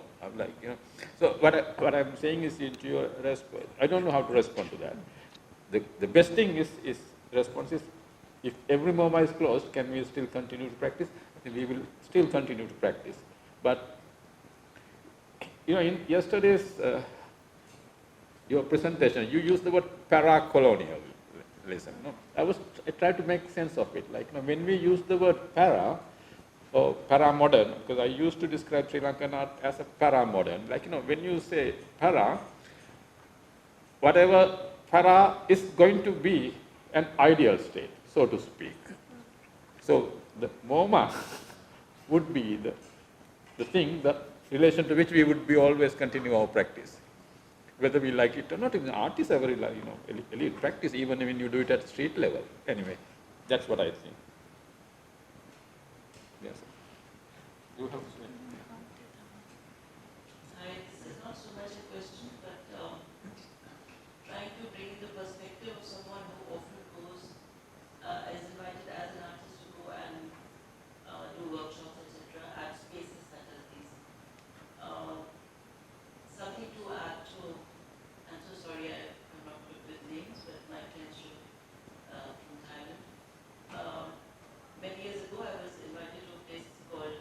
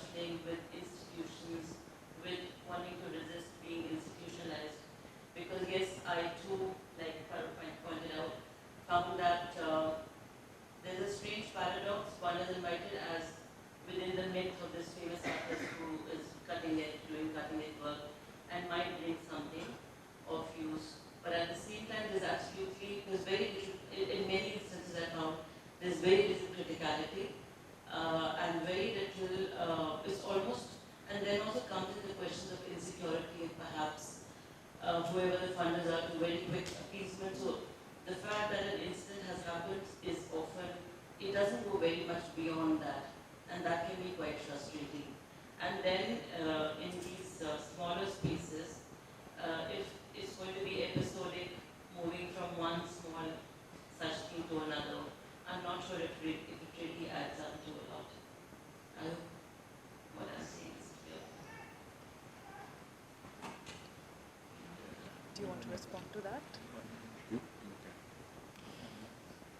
The second part wasn't really at all At clear. all, yeah. It wasn't a comment on your presentation.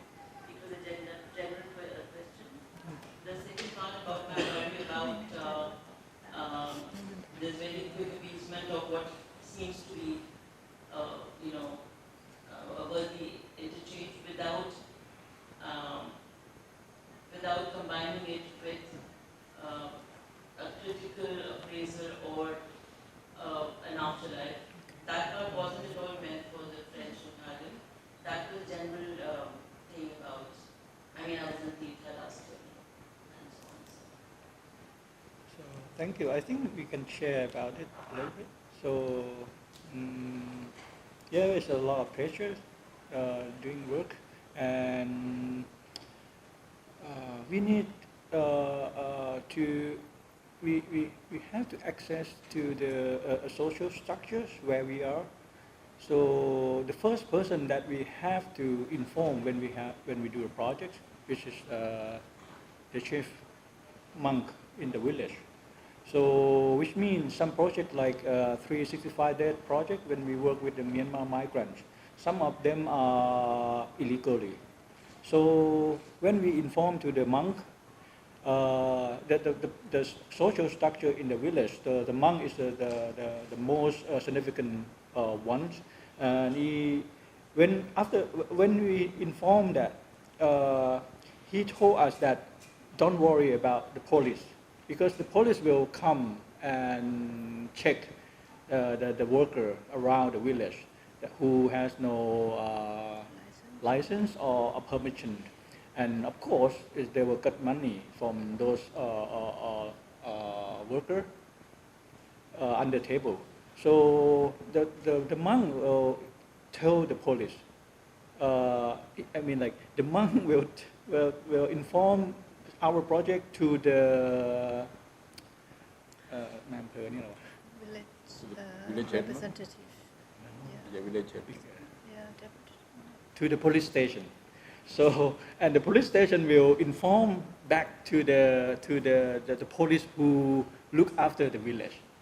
Mostly, like the police in the village are like a very small position, and they're lazy. They just want to get some money from illegal things around. But yeah, this is very important. How we have to connect those people together in terms of doing the projects. So, and also because my mom and my relative, we are Thai Yuan ethnic, so we are the first migrants of the people in the village who moved there 200 years ago. So that kind of like a respect, and because my mom was a teacher, so the villager they respect our family as the educator. So when we do projects, my mom always help us underneath, not really show up, because in the beginning of 3 years when we first start our project, my parents really don't not happy for us to return home. I got some sample, like one day my dad come to me and put money in my pocket and told me to go back to Bangkok and find a job. And after 3 years, we find many different ways to stay there, try to stay there and working there.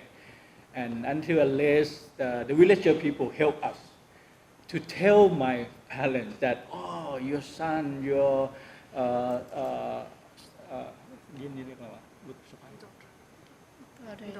your daughter-in-law working very good for their kid and doing a film festival, and yeah, and after that, our parents never come to bother us, like to go back to Bangkok now, something like that.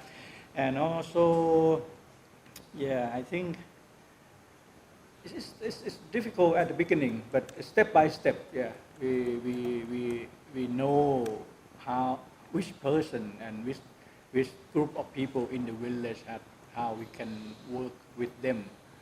Yeah. I add a little bit. I think one of the important thing is, as art practitioner, I think it's so much about transformation of your practice, because that is like a reality that you face, and then how do you transform the knowledge and the theory into the reality. Yeah. So, yeah. I just wanted to add to that. I think your question is a very interesting and important one. So I think, the fact that an incident has happened and seeking its afterlife or some sort of a criticality is a valid desire, but I think it needs a little bit more twisting, and that in terms of where to look for it. I think looking for it right there and then and from the same place and from the same individuals or the institution is not the, it could be one way, but I don't think that's where it lies. It can lie and it would travel and it would, so coming to it again and again is the only possible thing, and that's why the everyday and the rhythm may matter. And yeah. And the survival of it. I totally agree with that. However, an observation which came on the heels of several such episodes lead me to have a little bit despair, or something that I'm concerned about is that the structures of these, I think events is not the right word, but these interactions, it also needs to be strengthened a bit, because it's already predicated on the fact that not much will be achieved, and that should not be seen as a given or a complete point of being complacent. I totally agree that one can arrive at what you said is completely something that I buy. However, it should not be enough for somebody to just appear and maybe do a small workshop and then it's done. There needs to be further thinking around, because these are spaces very hard to achieve, and then it's a bit of a short change when it stops there. And I think the number of agents in this is numerous. The interpellations that it kind of, by as you go to a place and as it travels further, is the scope of it cannot be bound into one geography, one time, and one space. No, I already agree with Yeah. that. However, when it doesn't translate too far, and I'm talking about perhaps 15, 20 years of having gone to many places, I find time and again that there is a problem, or there is perhaps something left wanting about the structure of these institutional, outside institution spaces as well, where creating discourse, a parallel discourse or an alternate discourse, criticality, things like these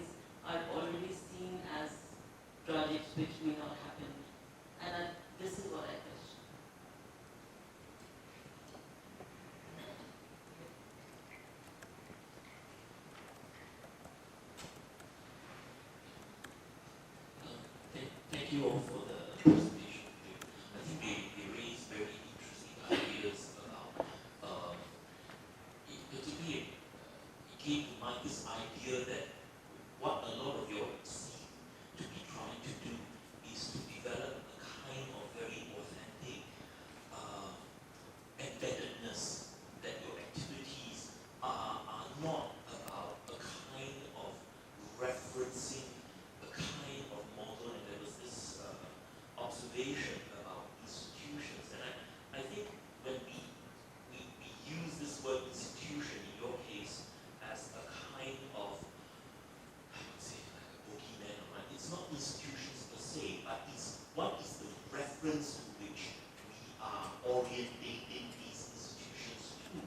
And at the highest level, you know, your art centers and galleries and the highest level, I think in our part of the world, in the curatorial world, I think one of the main issues seem to be that we constantly, even when we don't articulate it, the reference is to a certain kind of European enlightenment, the museum as an enlightenment project.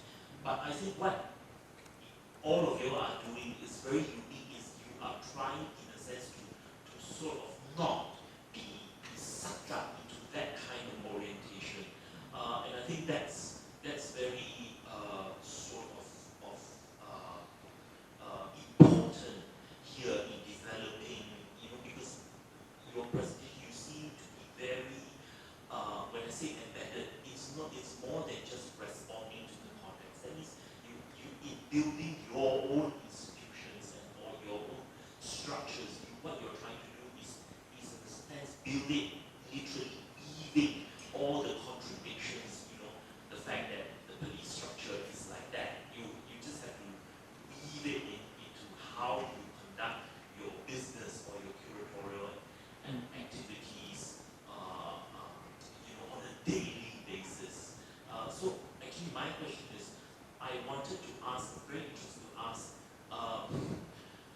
when in each of your endeavors, what were there instances in which you really had to depart, because it's very specific to the place that you're in and the context. You really had to find a way to depart from what is expected traditionally, like as a curator, as a director, as like, you know, curators are supposed to do this when you do an exhibition, you know, you're supposed to run things in this way. But I think what is interesting in your cases is each of you have departed in very sort of interesting ways from this kind of very, it's abstract, but yet it's not. All of us sort of in the back of our mind say, you know, a residency program is supposed to be like this. You're supposed to produce this. You're supposed to have an exhibition at the end of your thing, and the curator is supposed to comment on it. But you know, in your presentations, you seem to be querying these kinds of accepted references that most of us, especially the bigger the institution, we don't really question it. You know, half of the times because they feed us, so we don't question it. So I'm interested in how instances in which you have sort of been in a situation where you really had to depart from these what you are supposed to do, simply because the place you are in and the situation and the community you are in is quite different. Do you want to answer that?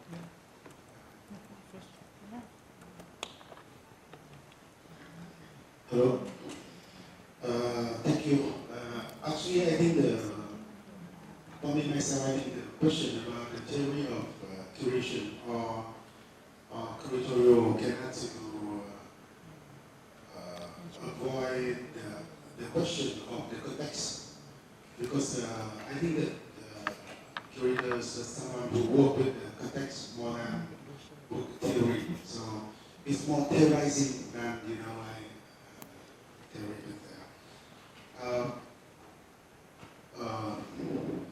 I don't know how to, you know, answer about what we are to do, what we want to do, because in that sense, I think that the work of even artists and curators is already a parasite. So we are not the people who first So we move in and we respond. We respond. And I think as so far as architects, it is always for me in that sense. We are not politicians. We always say no, we don't say yes, and we always move in that way. Of course, the no is not negative, but I mean just the move.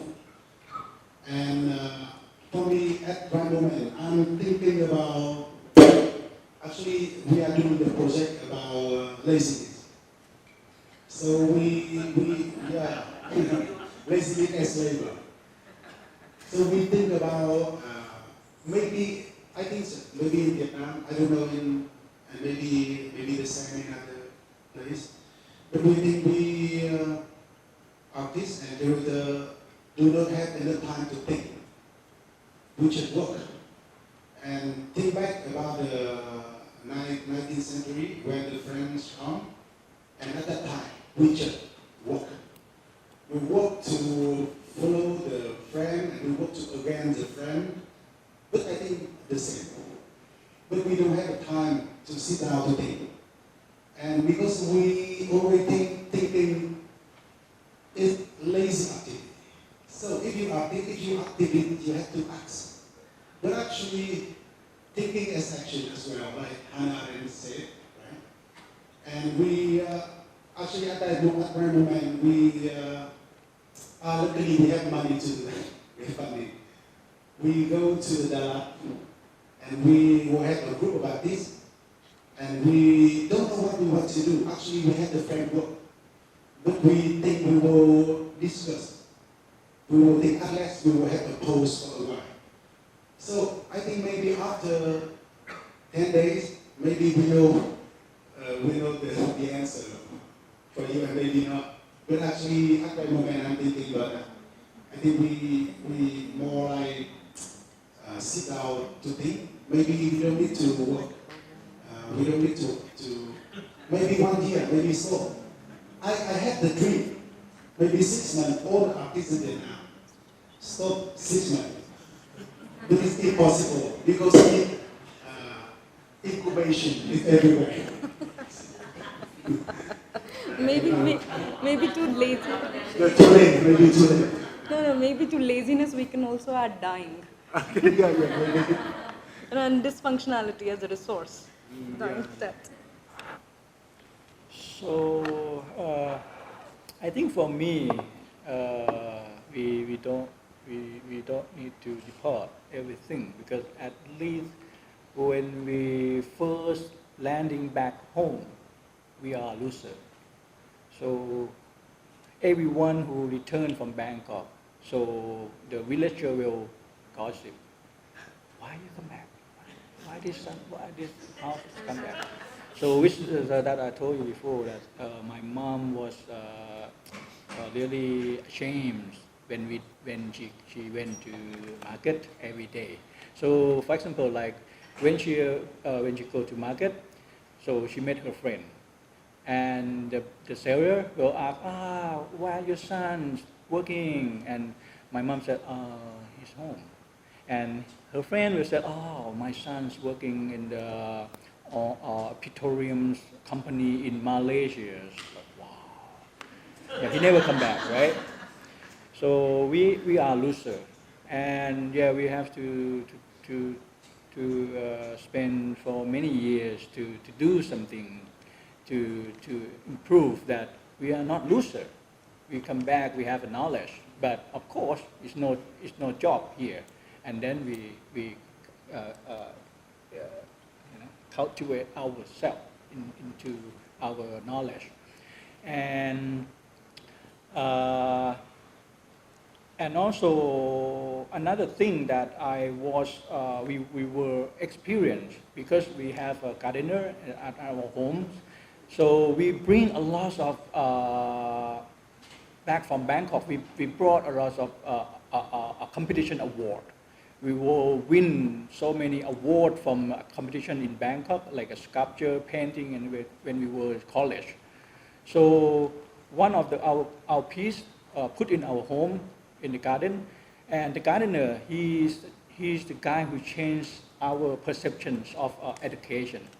because he asked what it is, and we try to tell him, to explain the terms of formalism, that how we have been studied. It is what form is beautiful. You see that how the curatorial and shape and everything. And he said, no, it's the giant hat. It's like, what the hell? It's because when we were in class, the professor and our friend like talking about, wow, it's so beautiful, whatever. But when we return home, it doesn't make sense for them at all. So since then, we try to turn ourselves that, oh, maybe we studied the wrong university. So we start to cultivate ourselves in another term, in another language. We study sociologists, anthropologists, and other science to mix and interdiscipline. And finally, yeah, we found one of the egg, and then it's give it born to be born off right now. Yeah. So we look for possibilities. I think that was the starting point and the strategy that we are still using. So then we work in a different way, and we not only work with named artists, we also work with non-artists or unnamed artists, emerging young practitioners in different fields, and we do experiment work with them, and also using the tutorial system to work with these young, challenging people. Yeah. Jared, do you want to add something? No, I The just last want, word. it's Tom, may I phrase your question like this? How or what are the instances you have departed from expectations while weaving your own edifice? I'm not going to respond to that. This is not going to get into this, this web that I can never walk out. And maybe my next presentations, the next forum would be this. No, we don't know. We don't think like we as an artist-led initiative. The whole idea of expectation. No, I don't know how to respond to that. That's a good question, though. Thank you.